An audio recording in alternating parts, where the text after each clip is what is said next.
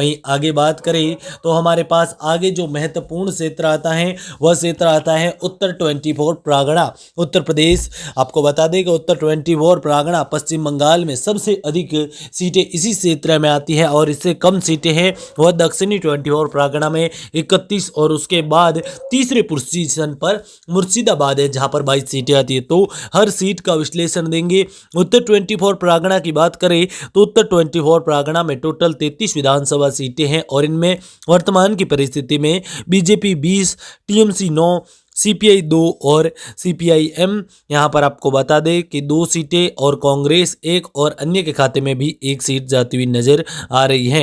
आगे बात करेंगे लेकिन उससे पहले आप सभी से निवेदन रहेगा कि वीडियो को ज़्यादा से ज़्यादा लाइक और शेयर करें। आपको बता दें कि उत्तर 24 परगना और दक्षिणी 24 परगना ही पश्चिम बंगाल में सरकार बनाने का द्वार माना जाता है और इस द्वार में जो 40 सीटें जीतने में कामयाबी हासिल करता है वह बंगाल की सत्ता तक जरूर पहुँचता है। आगे बात करेंगे दक्षिणी 24 परगना की तो टोटल 31 सीटें आती है इसके अंतर्गत और 31 में से आपको बता दें बीजेपी के खाते में अभी 18 सीटें जाती हुई नजर आ रही है जबकि टीएमसी के खाते में 10 और सीपीआई के खाते में 1, कांग्रेस के खाते में 1 और अन्य के खाते में भी 1 सीट ही जाती हुई नजर आ रही है। यानी कि उत्तर और दक्षिणी 24 परगना में बीजेपी का यहाँ पर दबदबा देखने को मिल रहा है। आगे बात करें तो बीरभूम आता है। बीरभूम की बात करें तो बीरभूम के अंतर्गत टोटल 11 विधानसभा सीटें हैं और 11 में से बीजेपी 7, टीएमसी 2, 1 पर सीपीआई, 1 पर कांग्रेस और अन्य के खाते में भी 1 सीट ही जाती हुई नजर आ रही है।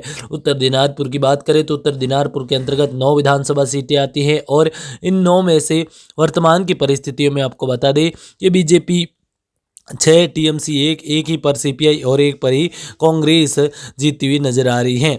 आगे बात करेंगे कुंच बिहार की तो कुंच बिहार के अंतर्गत टोटल 8 सीटें आती हैं और 8 में से 5 पर बीजेपी, टीएमसी आपको बता दें 2 पर व 1 पर सीपीआई और 1 पर यहाँ पर आपको बता दें वर्तमान की परिस्थिति में बीजेपी जीतती हुई नजर आ रही है। दोस्तों कांग्रेस जीतती हुई नजर आ रही है जबकि अन्य के खाते में कुछ जाता हुआ नजर नहीं आ रहा है।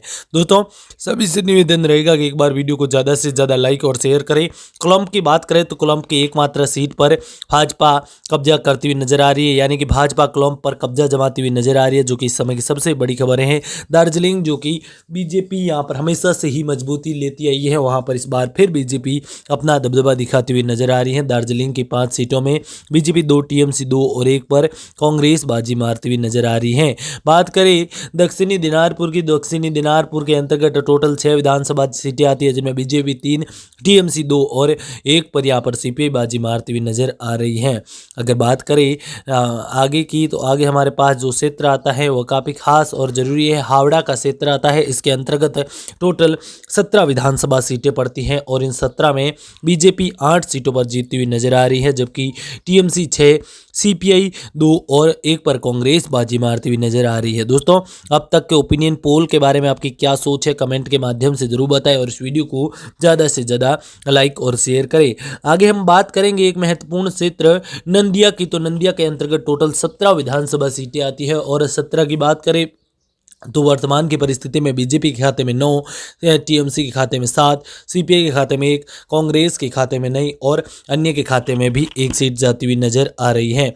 आगे बात करें तो आगे भी हमारे पास काफ़ी महत्वपूर्ण क्षेत्र आएंगे लेकिन वीडियो को ज़्यादा से ज़्यादा लाइक और शेयर जरूर करें और चैनल को भी सब्सक्राइब जरूर करें। आगे हमारे पास जो क्षेत्र आता है वो मालंदा का क्षेत्र आता है। मालंदा के अंतर्गत 12 विधानसभा सीटें हैं और वर्तमान में बीजेपी 8, टीएमसी 3 और 1 पर सीपीआई बाजी मारती हुई नजर आ रही है यानी कि नालंदा के क्षेत्र में भी बीजेपी का अच्छा दबदबा देखने को मिल रहा है। आगे बात करेंगे तो हमारे पास पश्चिमी मेदिनीपुर आता है। पश्चिमी मेदिनीपुर के अंतर्गत 15 विधानसभा सीटें आती है जिनमें बीजेपी 8, टीएमसी 5, सीपीआई 1 और कांग्रेस के खाते में 1 सीट जाती हुई नजर आ रही है। यानी कुल मिलाकर पश्चिमी मेदिनीपुर में बीजेपी का दबदबा देखने को मिल रहा है। आगे हम बात करेंगे तो हमारे पास जो क्षेत्र आता है वह भी काफ़ी जरूरी है, वह पूर्व मेदिनीपुर है। यहाँ पर भी टोटल 16 विधानसभा सीटें हैं और 16 की बात करें तो बीजेपी के खाते में 8, टीएमसी के खाते में 6, सीपीआई के खाते में 1 और कांग्रेस के खाते में भी 1 सीट जाती हुई नजर आ रही है।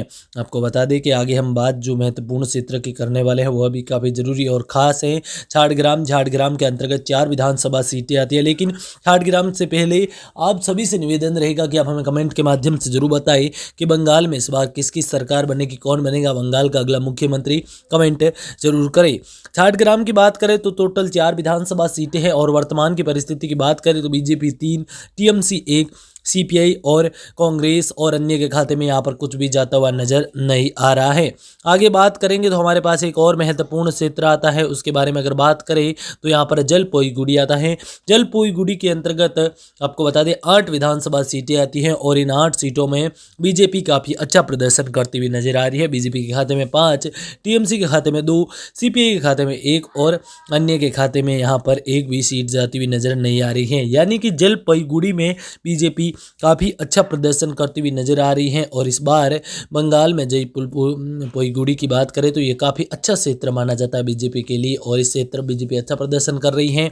बीरभूम की बात करें तो बीरभूम के अंतर्गत 11 सीटें आती हैं और 11 में से वर्तमान की परिस्थिति में बीजेपी 7, टीएमसी 2, सीपीआई 1 और एक ही सीट पर कांग्रेस बाजी मारती हुई नजर आ रही है। यानी कि बीरभूम के क्षेत्र में भी बीजेपी अपना दबदबा दिखाती हुई नजर आ रही है। बीरभूम में बीजेपी जिस प्रकार से प्रदर्शन कर रही है वो टीएमसी के लिए अच्छा नहीं बताया जा रहा है। ऐसे में बंगाल के इतिहास में यह बीरभूम के लिए काफ़ी महत्वपूर्ण क्षेत्र माना जाता है। दोस्तों आप हमें कमेंट के माध्यम से जरूर बताइए कि इस बार बंगाल की सत्ता की चाबी किसके हाथ में होगी। बीरभूम की बात करें तो 11 सीटें हैं और 11 में से 7 पर बीजेपी, टीएमसी 2 पर, सीपीआई 1 पर और 1 पर कांग्रेस जीतती हुई नजर आ रही है। आगे हम बात करेंगे एक महत्वपूर्ण क्षेत्र की, लेकिन दोस्तों सभी से निवेदन रहेगा कि वीडियो को ज़्यादा से ज़्यादा लाइक और शेयर करें। बांकुड़ा के अंतर्गत टोटल यहाँ पर आपको बता दें 11 विधानसभा सीटें आती हैं और यह एक महत्वपूर्ण क्षेत्र भी माना जाता है। 11 में से यहाँ पर आपको बता दें बीजेपी के खाते में 8, टीएमसी के खाते में 3, सीपीआई के खाते में 1 और एक ही सीट कांग्रेस के खाते में और अन्य के खाते में भी यहाँ पर कुछ जाता हुआ नजर नहीं आ रहा है। इस प्रकार से अगर बात करें तो बांकुड़ा का क्षेत्र बीजेपी के पक्ष में है। पुरुलिया की बात करें तो पुरुलिया के अंतर्गत 9 विधानसभा सीटें आती है और 9 में से 5 पर बीजेपी और 4 पर टीएमसी बाजी मारती हुई नजर आ रही है। यानी कि पुरुलिया के क्षेत्र में बीजेपी का प्रभाव किस प्रकार से रहेगा, क्या रहेगा बीजेपी की पूरी रणनीति, इस पर भी लगातार चिंतन मनन किया जा रहा है और माना जा रहा है कि इस बार बंगाल में पुरुलिया का क्षेत्र भी एक तरीके से काफी खास है और इस पर बीजेपी इतना पकड़ नहीं बना रही है। उत्तर 24 परगना जहां पर सबसे अधिक 33 सीटें हैं वहां पर बीजेपी 20, टीएमसी 9, सीपीआई 2 और कांग्रेस 1 और अन्य के खाते में भी 1 सीट जाती हुई नजर आ रही है। अब हम बात करेंगे दक्षिणी 24 परगना की, तो दक्षिणी 24 परगना के अंतर्गत भी 31 सीटें आती है जिनमें बीजेपी 18, टीएमसी 10, सीपीआई 1, कांग्रेस 1 और अन्य के खाते में भी 1 सीट जाती हुई नजर आ रही है। ऐसे में यह क्षेत्र किस प्रकार से बीजेपी के पक्ष में जाएगा यह देखने वाली बात होगी, क्योंकि इन दोनों ही क्षेत्रों में बीजेपी काफ़ी अच्छा प्रदर्शन करके जीत की ओर अग्रेसिव होती हुई नजर आ रही है। आगे के क्षेत्र की बात करें तो उत्तर दिनारपुर है जहां पर टोटल 9 विधानसभा सीटें हैं। नंबर ऑफ सीट्स की बात करें तो यहाँ पर 9 सीट आती हैं और इन 9 में से वर्तमान की परिस्थितियों में बीजेपी के खाते में आपको बता दें 6 सीटें, 1 सीट सीपीआई, 1 सीट यहाँ पर कांग्रेस और 1 सीट अन्य के खाते में जाती हुई नजर आ रही है। यानी कि इस बार इस क्षेत्र में दोनों ही पार्टियों का दबदबा देखने को मिल रहा है। दोनों ही पार्टियां काफ़ी अच्छा प्रदर्शन करती हुई नजर आ रही हैं, जो कि यहाँ पर प्रत्याशियों के लिए भी काफ़ी अच्छा बताया जा रहा है। आगे बात करेंगे कुंच बिहार की। कुंच बिहार के अंतर्गत 8 सीटें आती हैं और बीजेपी के खाते में 5, टीएमसी के खाते में 2 और 1 सीट यहाँ पर अन्य के खाते में जाती हुई नजर आ रही है। कोलंब की एकमात्र सीट पर बीजेपी कब्जा कर रही है, जबकि आगे बात करें तो कोलंब के बाद हमारे पास जो महत्वपूर्ण क्षेत्र है दार्जिलिंग की 5 में से 3 पर बीजेपी और 2 पर बीजेपी और 2 पर टीएमसी और 1 पर अन्य कांग्रेस बाजी मारती हुई नजर आ रही हैं। उत्तर दिनारपुर की 6 में से 3 पर बीजेपी और 2 पर टीएमसी बाजी मार रही हैं और 1 पर अन्य। जबकि हावड़ा की बात करें तो हावड़ा के अंतर्गत 17 विधानसभा सीटें आती है जिनमें बीजेपी 8 पर और टीएमसी 6 और 2 पर सीपीआई बाजी मारती हुई नजर आ रही है। आगे बात करें हुगली की, तो हुगली के अंतर्गत 18 विधानसभा सीटें आती है। इनमें 9 पर बीजेपी, 7 पर टीएमसी और 2 पर सीपीआई बाजी मारती हुई नजर आ रही है। यानी कि इस क्षेत्र में भी काफ़ी कांटे की टक्कर का मुकाबला देखने को मिल रहा है और इस टक्कर के मुकाबले में किस प्रकार से बाजी मारेगी यह भी देखने वाली बात होगी।